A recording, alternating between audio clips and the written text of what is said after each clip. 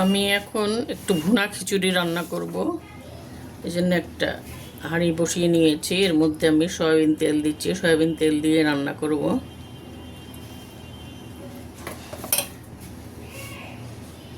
তেলটা গরম হোক। তেলটা গরম হয়ে গেছে, আমি পেঁয়াজটা দিয়ে দিচ্ছি। পেঁয়াজটা একটু আমি লাল করে নেই।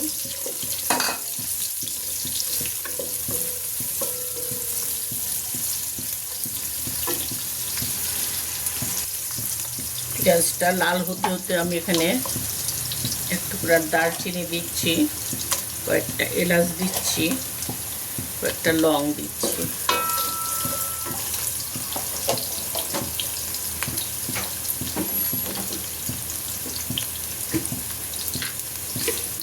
এখানে আমি তেজপাতা, একটা বড় তেজপাতাটাকে ভেঙে দিয়ে দিলাম।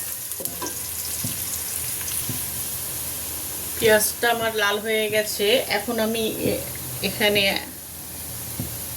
2 পট, আমার একটা কাপের মাপের 2 কাপ পোলাও চাল আর হাফ কাপ মুসুর ডাল নিয়েছি।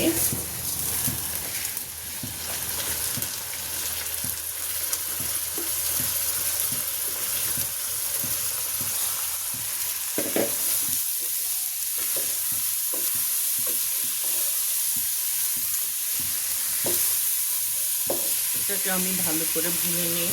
এখন আমি এর মধ্যে আদা রসুনের পেস্ট দিয়ে দিচ্ছি। 2 চামচ আদা রসুনের পেস্ট দিয়ে দিলাম।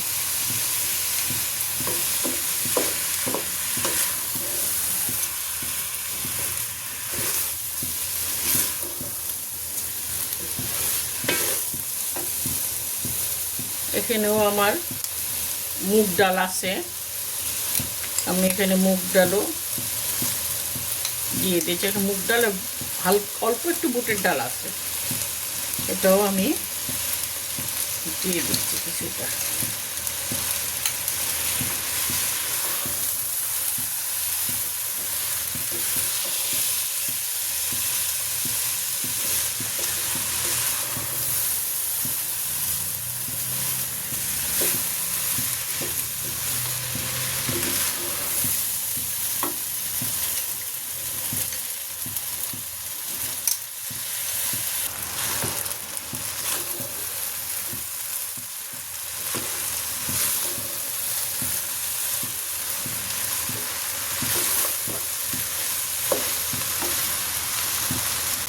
এখন আমি এর মধ্যে 1 চামচ হলুদের গুঁড়া দিচ্ছি, হালকা করে 1 চামচ মরিচের গুঁড়া দিচ্ছি, হালকা করে ধনের গুঁড়া দিচ্ছি, লবণ দিয়ে দিই। লবণটা আবার পরে দেখব। এখানে একটু গরম মশলার গুঁড়াও দিয়ে দিচ্ছি, 1 চামচের মতো।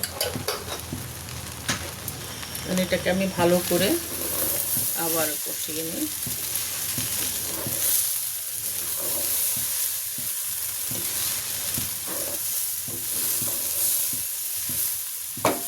আমার চাল ডাল মিলিয়ে এখানে 3.5 পট হয়েছে। আমি 6 পট পানি গরম করে রেখেছি, এর মধ্যে দিব।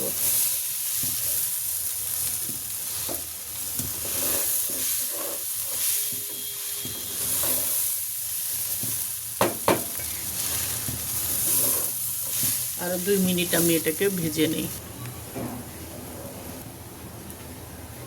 এখন আমি এর মধ্যে পানিটা ঢেলে দিই।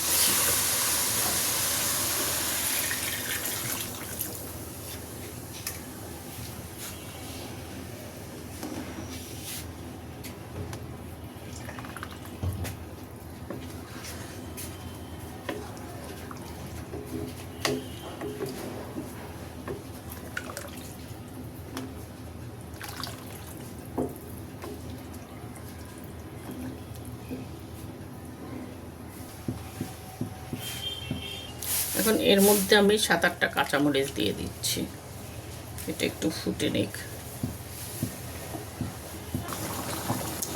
চালটা ফুটে গেছে, এখন আমি এটাকে ঢাকা দিয়ে চুলাটাকে আস্তে করে একটা জালির উপর বসিয়ে রাখবো। আর আপনারা পাল্টা একটা তাওয়ার উপরে বসিয়ে রাখবেন, চুলাটাকে একদম আস্তে করে বসিয়ে রাখবো। আমার এটা কমপ্লিট হয়ে গেছে, সিদ্ধ হয়ে গেছে। এখন আমি এর মধ্যে 2 চামচ ঘি দিয়ে দিচ্ছি। আমি এখানে একটা ভেজিটেবল ঘি দিচ্ছি।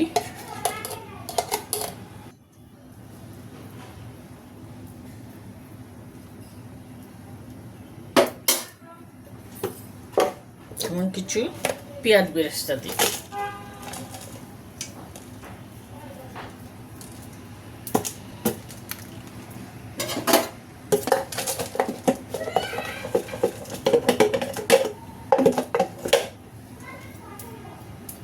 এখন আমি চুলাটাকে অফ করে দিয়ে এটাকে ঢাকা দিয়ে রাখছি। আমার এটা কমপ্লিট হয়ে গেল। ভুনা খিচুড়ি। আল্লাহ হাফেজ।